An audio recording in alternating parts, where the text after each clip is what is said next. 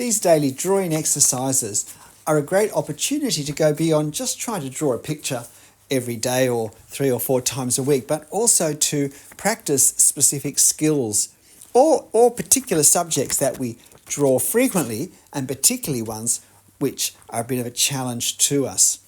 Now, this may be both of these in this daily exercise, but we're looking at drawing a Gothic architectural detail, and this is the spire of Notre Dame, which sadly was destroyed in the fire, but amazingly they've reconstructed accurately, and it's pretty much finished at this point.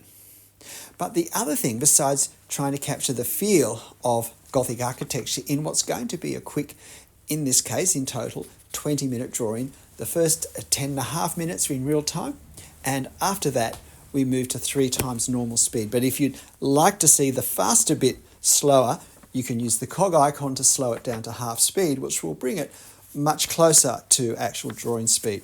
And if you want to see that detail, then you'll be able to. But it's also an opportunity to work on certain drawing techniques, such as perspective or such as hatching and cross-hatching. But one technique which I think above all others has certainly transformed my drawing, because it firstly transformed my thinking, is the technique of observing and drawing the effect of the detail, not all of the detail, not the actual detail accurately, but to try and perceive visually the overall feel that the detail creates, and then to seek to find marks and values that will create that effect. And I think this is most easily understood with leaves, with tree canopies. But it works with any subject with overwhelming detail, which certainly applies to Gothic architecture. And I thought this spire on the top of Notre Dame was a good example, because it has that sort of detail that's very difficult to draw accurately. So how do we draw it in a way that captures the feel? Well, of course, a lot of it is drawing in proportion accurately. And you'll notice I started with this lower section, not the very bottom section, but I thought this section I started with was the easiest way to accurately perceive the proportions, the dimensions, and drawing it same size, of course, makes it that much easier as well. And from that, I would go up, and when I'd finished the whole spire, upwards, I thought I would come down and do the base. I hadn't decided what I was going to do. Part of the reason I took longer than usual for this is in the end I decided to draw the roof and the sculptures of the apostles, which fortunately had been removed just a week or 2 before the fire for restoration work. So the original apostles are still there waiting for their stands to be finished so they can go back on their vigil. Now, when it comes to drawing the effect of architecture, I think there are a few things that are important. One is we need to get the perspective angles still correct, and particularly where architectural detail that's at the same level across a facade, say, lines up horizontally, that detail has to follow the angles. In the case of a curve, then the details need to follow whatever curve that horizontal level on the building is creating by the angle that we're looking at it from. But we're up high looking at this spire now, so the curves are not that pronounced because we're level with the spire, but it is of course a lot taller than us, so it is still perceptible. So we want to capture that.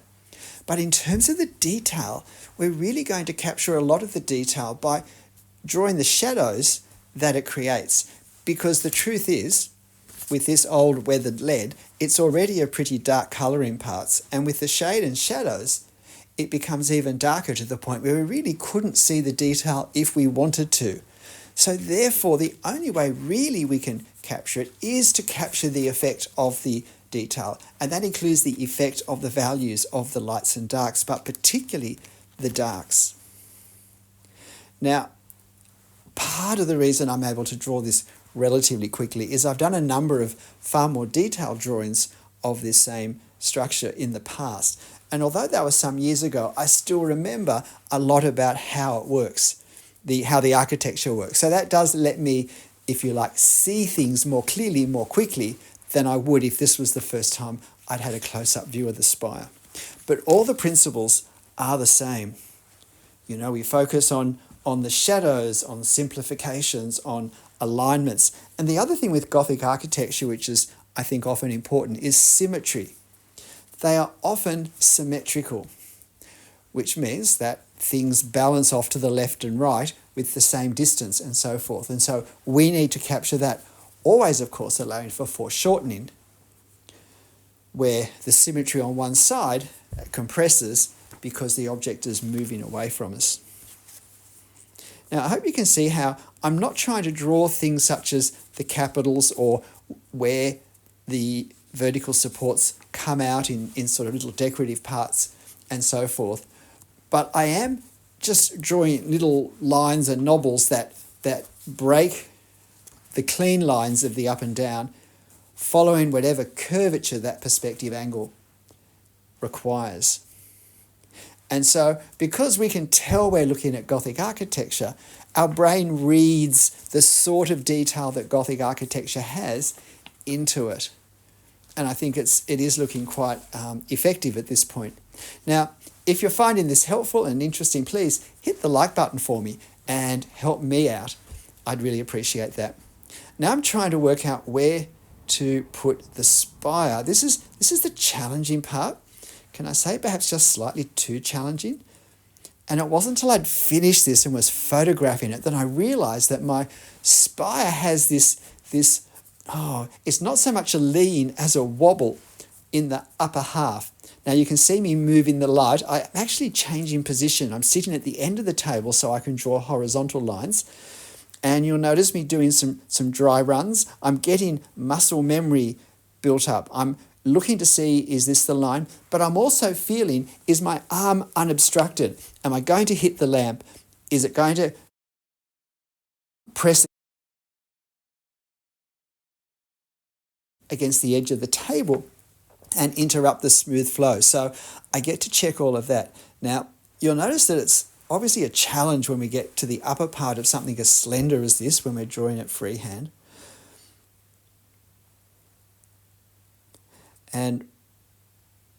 But there is some forgiveness. But you can, I think, even see now that the top leans slightly to the right.